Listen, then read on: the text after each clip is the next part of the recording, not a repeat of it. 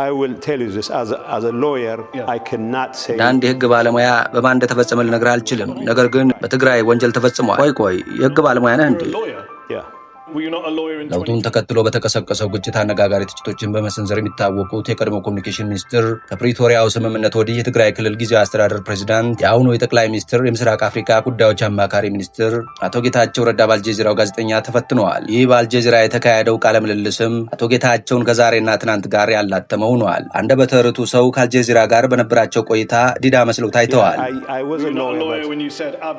በተረቱ የወጋ ቢረሳ የተወጋ አይረሳም እንዲሉት ሆኖ ሳለ ኢትዮጵያና ከኢትዮጵያዊነት በብዙ ማይሎች ርቆ የሚኖረው ጋዜጠኛ ጥያቄዎች አቶ ጌታቸውን መፈናፈኛ አሳጥተዋቸዋል።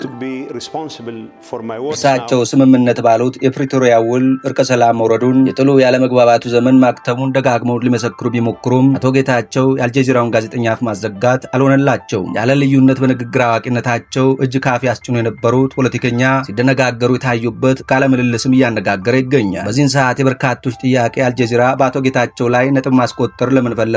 በእርግጥስ የአልጀዚራው ጋዜጠኛ ከአቶ ጌታቸው የሚፈልገው ምንድን ነው? አቶ ጌታቸው ትናንቱ ንግግራቸው ወጥመድ ሆኖባቸው ትናንትን ከዛሬ ለማስታረቅ ልዝብ ቃላትን ለመጠቀም ሲሞክሩ ለታዩት ፖለቲከኛ አብይ አህመድ በትግራይ ላይ ጄኖሳይድ ፈጽሟል ወይስ አልፈጸመም? ጄኖሳይድ በትግራይ ተፈጽሟል? ከተፈጸመስ በማን ነው የተፈጸመው? ወይንስ ጄኖሳይዱ ያለፈጻሚው እንዲሁ በራሱ ተፈጸመ?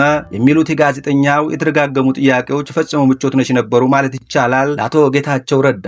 እነዚህ የጥያቄ ጋጋታዎች አቶ ጌታቸውን ከሊናቸውም የፖለቲካ ድጋፍ መሰረት ከሆናቸው ከትግራይ ህዝብ ጋርም አላትሟቸዋል። የእርቅ የስምምነት መንገዳቸው እንዳይናድ በጥንቃቄ የተሞሉ ቃላትን ሲመዙ ውለው በመጨረሻም ሊናገሩት ከማይደፍሩት እውነት ጋር አጋፍቷቸዋል። አብይ ጓደኛ የነበር እንደ ህግ ባለሙያ የሚሉ ንግግሮቻቸውም የተጣመሙ ጥያቄዎችን ከማቃናት ይልቅ ሌሎች ጥያቄዎችን እየወለዱ የድምተኛው መሳቂያ መሳለቂያ ሆኖ አምሽተዋል።